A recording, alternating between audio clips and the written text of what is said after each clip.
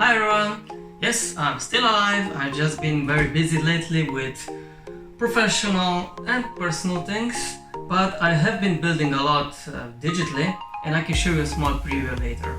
But first, let's concentrate on what's in front of us.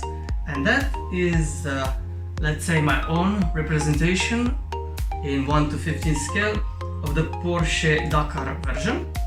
Now the real one I know has a bit different colors here and has more lines and everything, but like I said, this is just an approximate representation. And let me tell you a bit about the history behind this model. So last time I was in Romania, we were racing with muscle cars and we were driving on very smooth ground, and that model that I built, an orange muscle car, it just kept oversteering everywhere. Rear-wheel drive, most of the weight in the front, and it just kept sliding all over the place.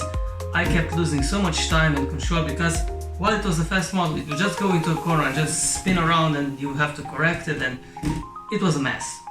And that time I decided that every model I built in this scale from now on is gonna be four-wheel drive, and this is the result of that, let's say, that competition.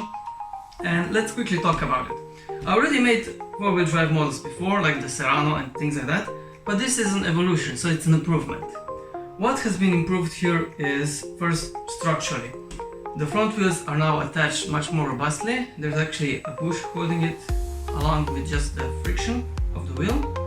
And the front axle has been redesigned so it doesn't fall apart, it cannot slide apart, it's interlocked, and same with the rear. So this model is very robust. You can twist it, you can throw it, you can shake it. It's very robust, so that's one of the advantages. Second, because the front wheels are from a different compound, they are a bit harder, or should I say they are thicker, that's why they're harder. I think the compound is actually the same, it's just the wheels are thicker. They are full, and the rear ones are not full, so they have air in them. Basically, what means that in practice, rear wheels tend to have more grip than the front when using these two different tires. That's why I concentrated on the Porsche, because Porsches usually have the engine in the rear, and I replicated here the same feature. So we have the engine in the rear and the buoys in the rear. So I'm basically giving the wheels that have the most traction, the most weight on them. So basically the wheels that have most traction have most weight on them. So this improves basically when you're driving, accelerating and things like that. Next, it's a four-wheel drive. Yeah, I already mentioned that, but let's talk quickly about it. So basically I'm using a reinforced differential here, which is driving this driveline, which is driving a normal differential in the front. Now to drive this differential, I'm using a 12-tooth bevel gear, which is driven by the buoys motor from the fast output. This gives gearing around 2.25, which means that this is actually one of the slowest models I built, but it has one thing. It has an incredible amount of torque. Look at the dust. And what I realized when I was racing is, while top speed sounds nice on paper, what you actually need is control. And control you get by two things. You get control by the steering angle, which is around 25 degrees here, and the torque. Because it doesn't matter if you make a very fast car if it takes too long to accelerate.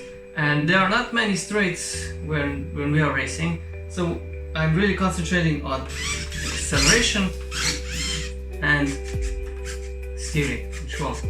And the good thing about having more torque is that not only you accelerate and decelerate faster, this is where the front wheels also come in, because then they act like brakes, so you have brakes on all wheels.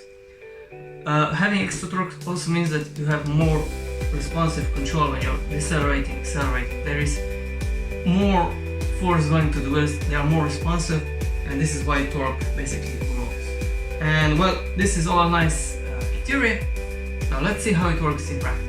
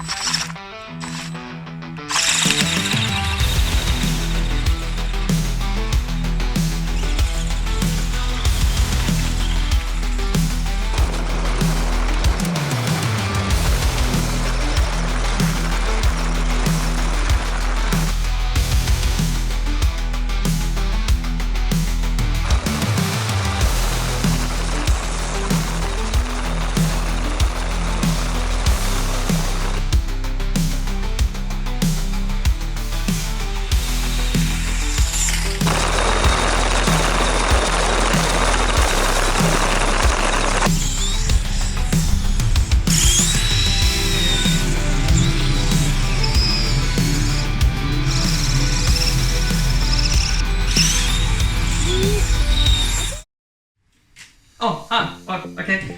So yeah, as you've seen in practice, the model, well, it performs really well. One thing I forgot to mention that before, that this is also one of the models that has the most ground clearance of any of this type of models that I built, 150 scale racers. It has almost a stud of ground clearance. The lowest ground clearance is basically right under the differentials, and it really helps when you're going over terrain because the model has no suspension, so it jumps around. It does get scratched, it has a few scratches here and there, but it does really great off-road and on-road. And as you've seen, it was capable of climbing over like 30 degrees uphill, even though it's a racing model, not a crawler. And I think it's a very good, let's say, universal model because it's small, robust, very capable. It's not too fast, that's a negative side, but it is very controllable. And I'm really happy, not just how well it performs, but also the looks. Oh, lastly, before I forgot to mention, because the model has so much traction, it is almost impossible to make it drift on the usual surfaces. I tried with the other models. I only managed to get it to drift, or let's say power slide, on this very smooth and dusty ground.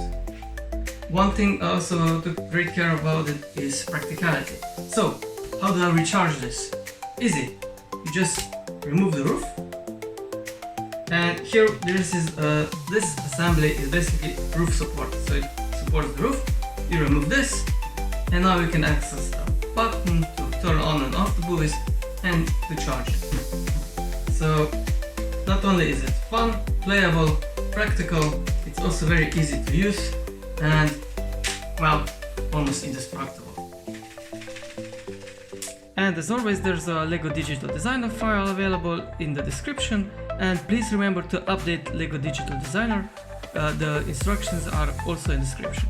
So if you like it as much as I do, then please remember to subscribe, hit the notification bell, and thank you very much for watching. Have a nice day, and bye bye!